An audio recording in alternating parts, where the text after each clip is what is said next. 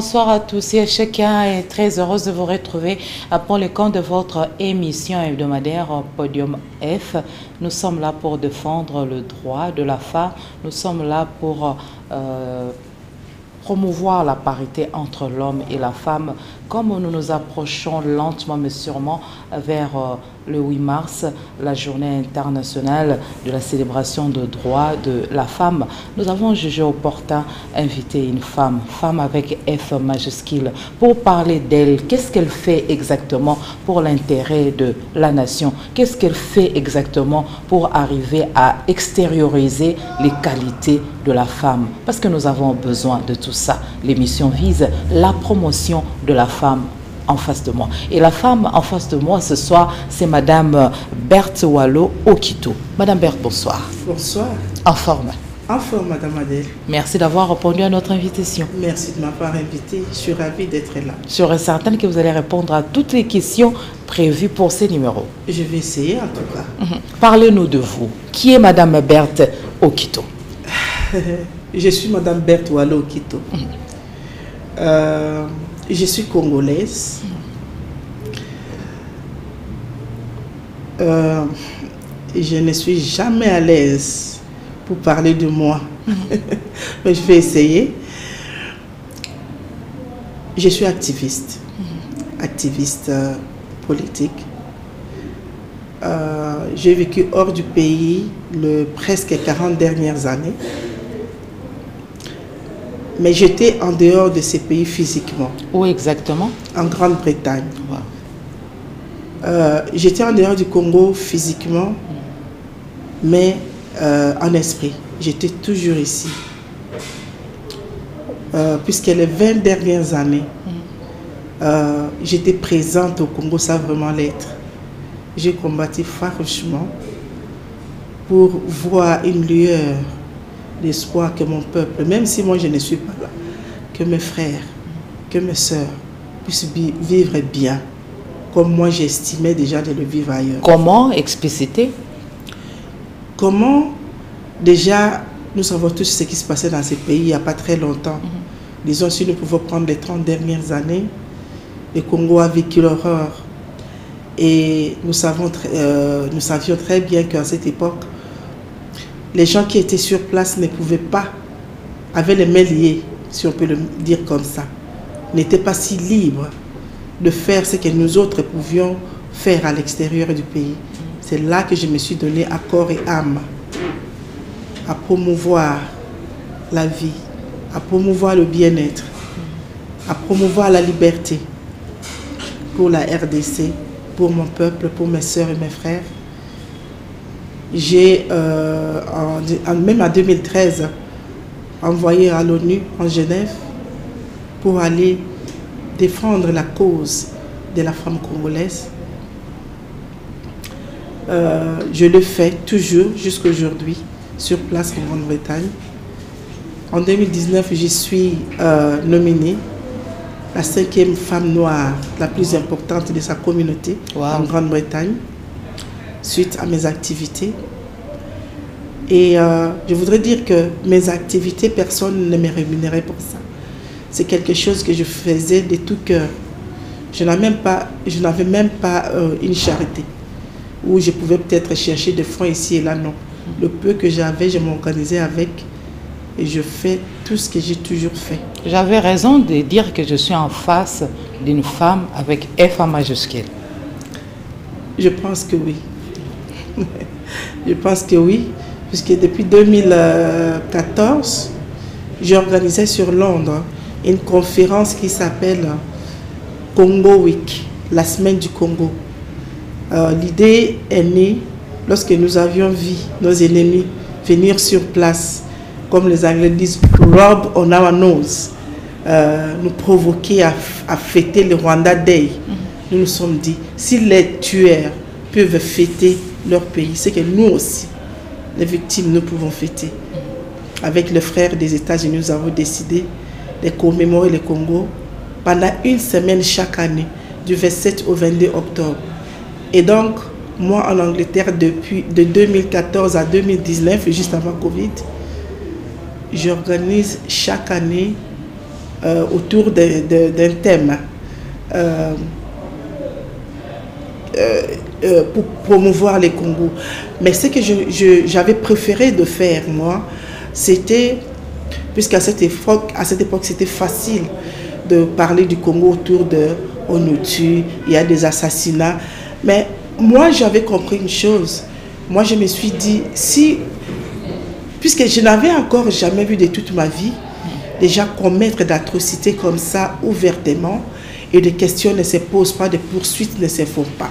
Donc j'ai commencé à analyser pour me dire, mais c'est fait exprès pour nous surnommer des pleurnicheurs et des pleurnicheuses. Donc moi, j'avais décidé que pour le Congo Week Londres, moi, je vais promouvoir ce qu'il y a encore à promouvoir pour montrer l'autre face du Congo. Quitte à célébrer sa culture, quitte à célébrer plein d'autres choses que je fais. De 2014 à 2019, on a célébré la jeunesse congolaise à l'étranger, et à chaque fois, je faisais venir une personne de renommée qui devait prendre le stand et nous expliquer.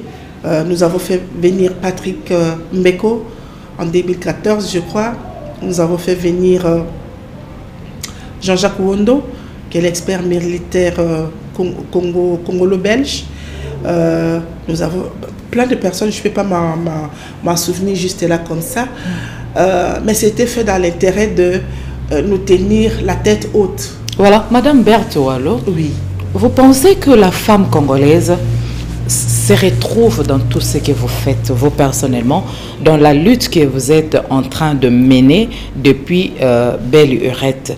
Et puis, si on vous demandait de vous auto-évaluer vous personnellement, et ce que vous faites, vous allez vous donner quelle cote? Le bilan est positif ou il y a encore à faire? S'il y a encore à faire, vous comptez orienter les choses comment pour atteindre l'objectif assigné? La première question était si la femme congolaise se retrouve dans ce que je fais. Si je pouvais, je vous montrerais le message d'encouragement qui viennent de mes sœurs congolaises pour me dire « Ma Berthe, Kolembate, ma Berthe, continue Kokende ». Avant de venir, puisque je ne sais pas si je l'ai dit, j'ai été candidate députée nationale au Sankuru, à Lodja plus précisément. Et avant de venir, mes sœurs avaient peur pour moi déjà. Mais une fois que je l'ai fait, maintenant elles ne veulent plus que j'arrête. Ma Berthe Kolembate, et Zalaka, bon, continuer, tu es courageuse. Donc je pense qu'en avançant, je suis aussi en train d'encourager d'autres femmes à me suivre. Donc vous êtes, excusez-moi de vous interrompre, pour être candidate non élue pour le compte du parti politique Mouvement National Congolais Lumumba, MNCL en sigle. Voilà un peu ça. Oui. Et donc, je pense que vraiment, la femme congolaise se retrouve dans moi. Ça, c'est pour répondre à votre première question. Et pour l'auto-évaluation, je dirais que oui. Aujourd'hui, si je prends Berthe Oualo Okito seulement, il y a 1 an, pas candidate députée nationale, je ne connaissais pas ce que je connais aujourd'hui en ce qui concerne la politique du Congo.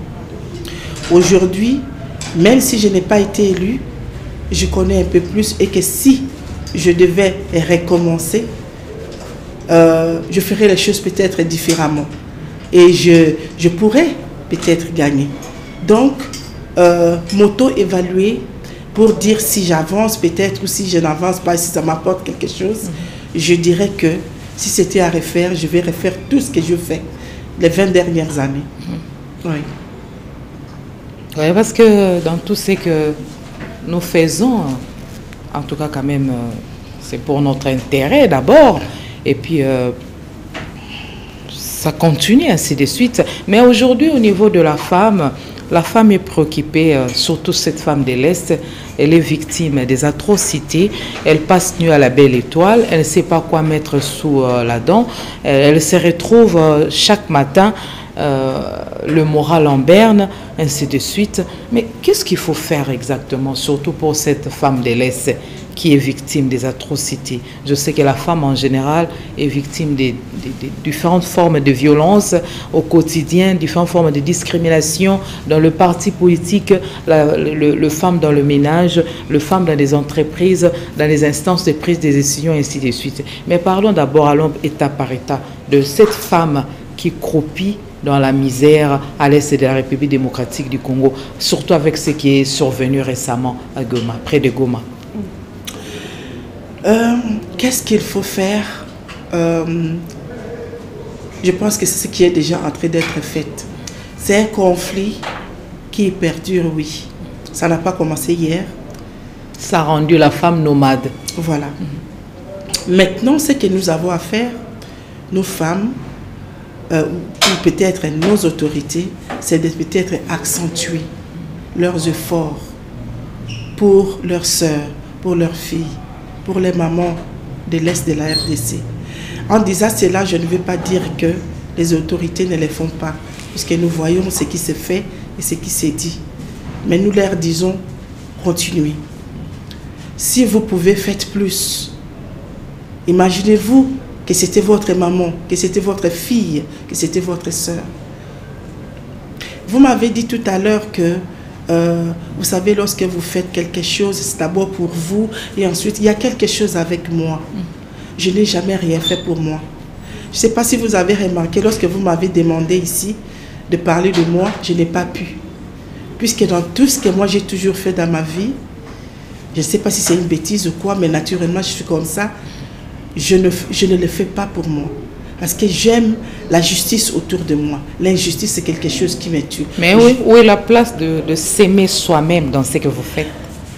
Quand je t'aime, toi, ma soeur, c'est déjà m'aimer. C'est déjà ça, non? De toute façon, je ne peux pas te donner l'amour si je n'en ai pas. Donc, quand je t'aime, c'est-à-dire que je m'aime déjà.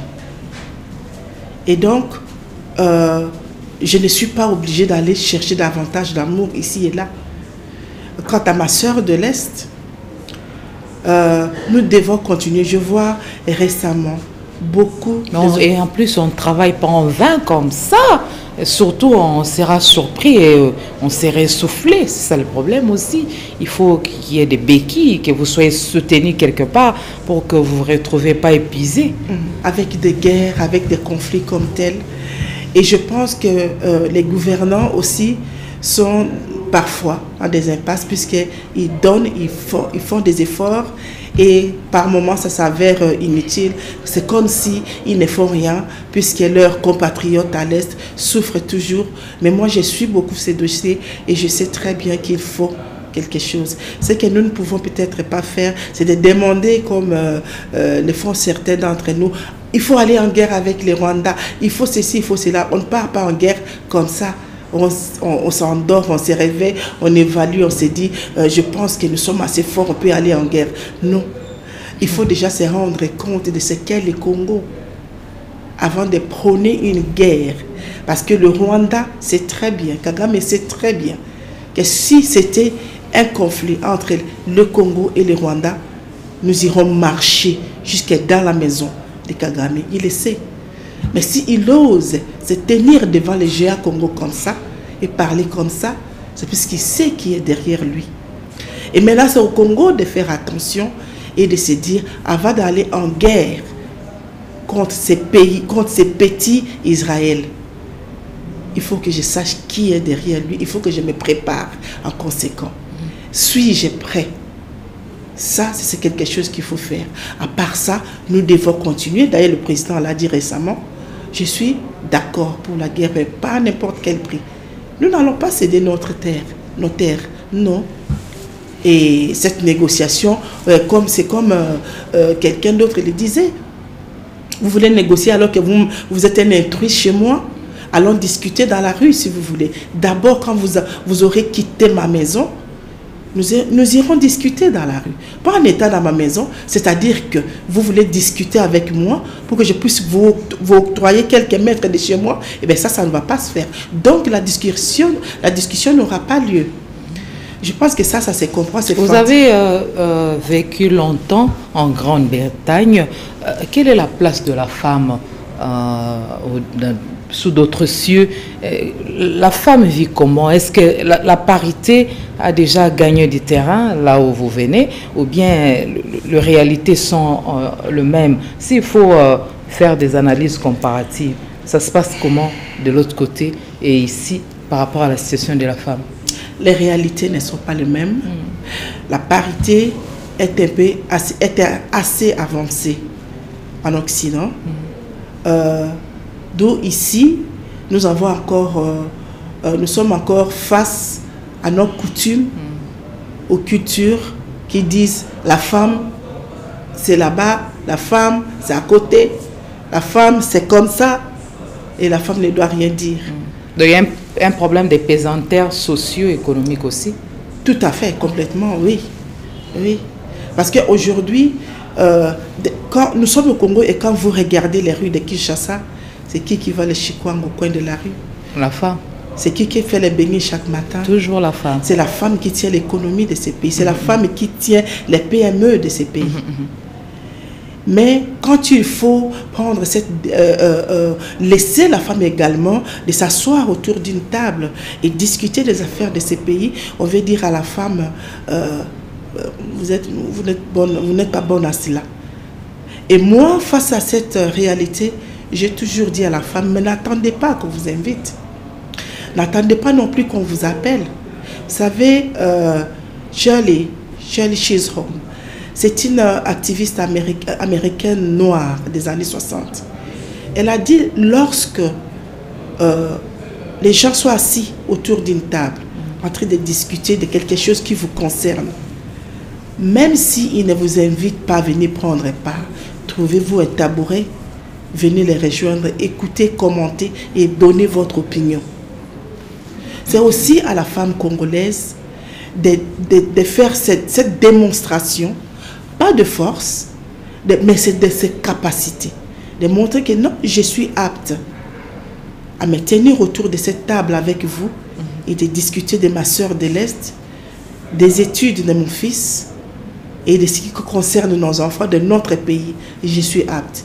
Nous ne parlons pas vraiment de la concurrence ici entre hommes-femmes. Je pense que la parité à l'occidental, nous ne parlons pas encore de ça. Mais aussi longtemps qu'on ne considère pas léguer une place ou léguer ou céder une place à la femme qui est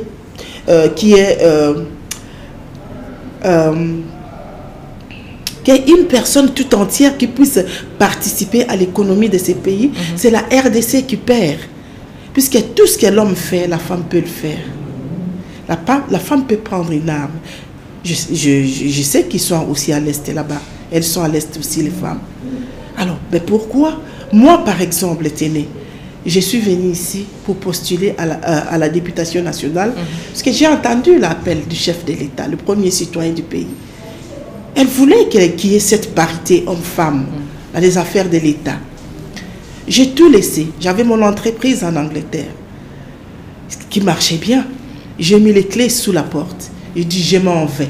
Je pars travailler pour mon pays. C'est tout ce que je fais ici en Angleterre depuis toutes ces années, défendre la RDC. Maintenant, la RDC a besoin de moi. Je suis venue, qu'est-ce que je constate? Rien n'a été mis en place pour, comment dire, bon, rien, c'est peut-être trop dur, mais en réalité, ce que moi j'ai constaté, c'est que les systèmes n'étaient pas adaptés à l'appel du chef de l'État. Je vous épargne les détails, par exemple, de ce que moi j'ai pu vivre quand je suis allée au Sankuru pour faire la campagne. Vous voyez? Et voilà. Maintenant, c'est à moi maintenant d'évaluer et de dire, bon, écoutez, le chef de l'État a fait cet appel, je n'ai pas gagné, ou on ne m'a pas nommé, donc je m'en vais faire... Non, je n'irai pas. Je peux encore servir la RDC autrement. La RDC n'a pas que la députation nationale. La RDC, c'est vaste, c'est tout la RDC. Mais Madame Wallo, n'allez pas me contredire qu'en RDC, les efforts de femmes sont vains jusque-là, parce que même pour les élections, à tous les niveaux, en tout cas, la femme était faiblement représentées, tout était minimisable, minimisé, ainsi de suite. Alors on s'est dit, la lutte de la femme ne donne pas encore de bons fruits. Qu'est-ce qu'il faut faire? Il y a encore beaucoup à faire. Le quota femme ne pas respecter, ainsi de suite. Malgré tout le bruit que les femmes font, les femmes de mouvement associatif, les femmes qui sont ici et les femmes de l'extérieur, mais la situation de la femme reste constante. Cette situation ne change pas. Ça ne change pratiquement pas. Combien de femmes élues députées? 2 de plus, 4 de plus que dernière législature. Mais c'est ça, le bruit de toutes ces femmes-là des mouvements associatifs. Les autorités semblent faire la sourde oreille et il n'y a pas de changement. À tous les niveaux, il n'y a pas de changement. Est-ce qu'il ne faut pas changer les tactiques? Il ne faut pas changer les méthodes pour secouer les fils que ces gouvernements attendus, qu'il y ait quand même une forte représentation de femmes? Je suis d'accord avec vous pour dire qu'il faut secouer les choses. Comment? Je ne l'ai pas encore évalué. Mais je sais que là, je parle, non? Nous parlons, 2 femmes sont sur ce plateau. Nous sommes en train de parler. Quelqu'un là, quelque part, est en train de voir que c'est 2 femmes intelligentes qui parlent. Et nous sommes des Congolaises. Tout ce qu'il ne faut pas faire, c'est d'abandonner. Nous devons continuer. Un jour, nous serons écoutés. Nous devons continuer à lutter pour nos filles, pour voir nos fils. Puisque même si on ne laisse pas, on n'octroie pas cette place à la fille, à la femme congolaise, ce sont les filles ou les femmes que les Congolais vont épouser demain, qui viendront éduquer leurs enfants. Lumumba a dit une fois, éduquer dans son livre, « Les Congo, terre d'avenir, est-il menacé ?» Il a dit, éduquer une femme, c'est éduquer toute une nation. Et je pense qu'aujourd'hui, c'est très bien démontré comment. Et ça n'a pas changé. Ça n'a pas changé. C'est toujours la même chose, ici ou ailleurs. Sous d'autres cieux également, ils le savent. Qu'éduquer une femme, c'est éduquer toute une nation. Voilà. Pourquoi est-ce que le Congo ne prend pas acte de ce fait? Voilà, je suis en face de Madame Berthe Wallo Okito, chargée du bureau externe du mouvement national congolais Lumumba, MNCL en sigle. Parlez-nous de votre responsabilité et comment se porte votre formation politique. Ma responsabilité consiste c'est-à-dire je suis moi en contact avec d'autres partis, autres que le MNC, je négocie, je contacte. C'est là mon rôle. Et la formation politique se porte comment? Nous sommes en train de parler du mouvement national congolais Lumumba. C'est comme si avant Lumumba et après Lumumba, aucune lumière au bout du tunnel. Voilà. Vous savez, lorsque on tue ou on élimine, disons ça comme ça, les têtes d'une maison, ça va prendre du temps pour faire certaines reconstructions. En éliminant Patrice Lumumba et tous les hauts dirigeants du mouvement national congolais Lumumba, et pendant au moins 20 ans, leur refuser d'opérer dans ce pays, le parti a vraiment subi un coup. Puisque c'était le temps qui était justement assez pour perdre tous ses repères. Aujourd'hui, avec la rentrée de la dent de Patrice Lumumba, le pèlerinage que moi j'ai pris part, de Belgique jusqu'ici, le tour du Congo, jusqu'au mausolée, c'est là que nous nous sommes dit de relever ce parti. Mais il faut encore une volonté politique. Ça ne suffit pas de ramener la dent de Patrice Lumumba dans ces pays, le décorer en tant que le héros national qu'il est, c'est bien bon, et laisser dans la perdition sa politique ou bien son histoire. ça ne colle, comment dire, ça ne colle pas. Ça ne colle pas. Patrice Lumumba est mort en tant que le premier ministre de ce pays. Et nous sommes membres de MNC, Patrice Lumumba, MNCL, le parti fondé le 10 octobre 1958 de Patrice Lumumba. Et à la rentrée de la dent de Patrice Lumumba au pays, on a considéré plus les enfants, la famille, que sa famille politique. Ça, nous n'avons jamais compris. Du coup, aujourd'hui, nous ne sommes qu'en train de recoller nos morceaux pour pouvoir réexister sur la scène politique congolaise. Tandis que lorsque nous observons... Vous risquez de devenir un parti mallette. On fait pour ne pas l'être. En tout cas, si nous disons que nous aimons le pays, tel que nous le disons, que nous voulons faire du bien pour ce pays, Patrice Lumumba, qui est un patrimoine international, ne doit pas mourir au Congo. Et j'ai comme l'impression que quelque part, il y a ce souhait de tuer Patrice Lumumba dans les esprits des gens ici. J'ai comme cette impression. Je ne sais pas si c'est un bon calcul politique. Et je ne sais même pas si ça va réussir. Patrice Lumumba est célébré partout dans le monde. Allez en Angleterre, vous allez voir chaque mois d'octobre, moi, Berthe Wallo, je suis envoyée, je suis appelée dans les écoles pour enseigner aux enfants de l'école primaire qui est Patrice Lumumba. Le parti Patrice Aimé Lumumba, c'est un parti avant-gardiste, n'est-ce pas? Oui. Mais nous avons célébré Lumumba, oui, pas plus tard que c'est 17 janvier 2024. Son assassinat, oui. Oui, son assassinat, bien sûr, du tout premier ministre, ainsi de suite. Et ça s'est passé comment, cette célébration? Quelle a été la particularité, pour exemple, de réveiller la conscience de la population et surtout de la jeunesse pour qu'ils se souviennent davantage de Patrice Aimé Lumumba? Oui, nous sommes allés dire une messe. Tout de lui est bafoué, hein? Tout de lui est bafoué. C'est clair, c'est parce que tout le monde au Congo est lumumbiste. Qu'on se rende compte ou pas, qu'on le veuille ou non, tout le monde qui fait la politique au Congo est lumumbiste. Et tout le monde va puiser les idéaux de Lumumba pour venir briller. Combien de fois vous allez tous le voir là-bas? Je suis lumumbiste, je suis lumumbiste, je suis lumumbiste. Mais le parti de Patrice Lumumba est là, existe. Et personne ne... comment dire, nous avons l'impression qu'on veut toujours nous tuer. Voilà. Et parce que le parti de Lumumba hiberne, excusez-moi les termes, oui. Mais hiberne, mais qu'est-ce qu'il faut faire maintenant pour réveiller ces partis de son sommeil et s'afficher, hein? C'est ce que nous sommes en train de faire. Je suis venu postuler en tant que membre du mouvement national congolais Lumumba. Dans la foulée des nominés, on n'a pas eu un membre de notre parti qui a été nominé comme les autres.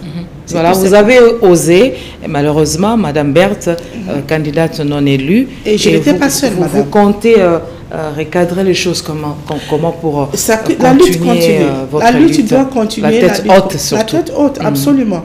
La lutte continue. Nous continuons à faire ce que nous avons à faire. Nous restons dans l'arène, je ne sais pas si ça se dit en français, arène politique congolaise. Nous restons là et nous continuons.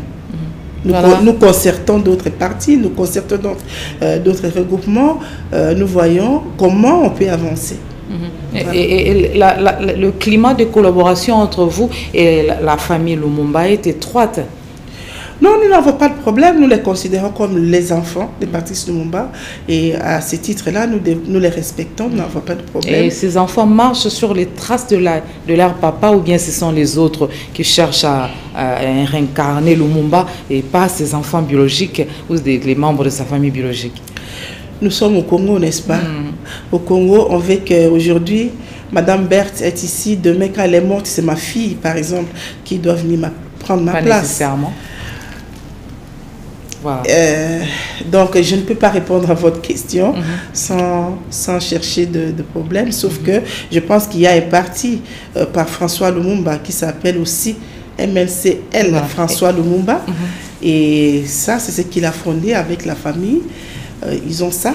Mais nous avons le parti fondé par Patrice Lumumba lui-même, que nous voudrions vraiment voir œuvrer dans ces pays avec les idéaux. C'est bien bon de puiser les idéaux d'une personne. Vous savez, moi je dis ceci dans tous les plateaux où je suis passé.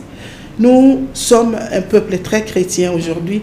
Je pense que moi, avant de venir aujourd'hui, je me suis agenouillée et je priais pour que l'Éternel puisse bénir mon chemin, le venir et les rentrer. Pourquoi? J'ai prié Jésus, l'enfant Jésus, parce que lui, moi, je suis tellement reconnaissante du fait que l'enfant Jésus a jailli de son sang pour moi. Mais nous ne pouvons pas laisser Lumumba et ses compagnons d'infortune dans la perdition comme ça, tout simplement parce qu'on les a offert un mausolée, parce que nous les célébrons les 17. Nous devons laisser leurs idéaux vivre. C'est à travers ces idéaux-là que nous allons les garder en vie, parce qu'ils ont jailli de leur sang pour notre liberté. Lumumba est mort avec ses deux compagnons avant que je ne sois né. Mais ils ont pensé, ils sont morts pour moi aussi. Parce que la liberté qu'ils ont tant combattu, voulu les deux compagnons qui sont abandonnés à leur triste sort. Ils ne sont pas abandonnés à leur triste sort, vous savez. Ils ne sont pas abandonnés. Nous célébrons chaque jour, même la messe qui a été dite le 17 janvier, c'était au nom de Patrice Lumumba, Maurice Polo et Joseph Okito. Le problème... Joseph Okito, qui est votre géniteur? Non, pas du tout. Okay. Pas du tout. Mais ce qu'il y a, c'est que lorsque, si je prends l'exemple par exemple de Martin Luther King, que nous connaissons aujourd'hui, qui est ce qu'il est, mais vous pensez qu'il était seul à faire cela? Il n'a jamais été seul. Ceux qui ont combattu avec lui, ils sont même encore, Jesse Jackson est encore vivant jusqu'à aujourd'hui. On n'en parlait pas, il y en a qui sont morts. Mais quand on parle de Martin Luther King, on voit ses combats. Mais il y a ceux qui vont plus loin, jusqu'à dire que Lumumba est égal à lui-même. On ne peut pas l'égaler aux acteurs politiques du moment, ainsi de suite. Vous partagez cet avis? Égal à lui-même par rapport à quoi? C'est-à-dire que Lumumba était un homme qui était vraiment trop en avance par rapport à son temps, à son époque. Il n'a pas été compris. Déjà par son esprit patriotique. Voilà. Et il avait très bien cerné la situation mieux que beaucoup de ses compatriotes à l'époque. C'est ce qui a fait, c'est ce qui lui a créé l'inimitié avec ses frères. Okay. Et qui l'ont vendu à cause de cela, parce qu'ils ne l'ont pas compris. Et longtemps après, ils ont même confessé,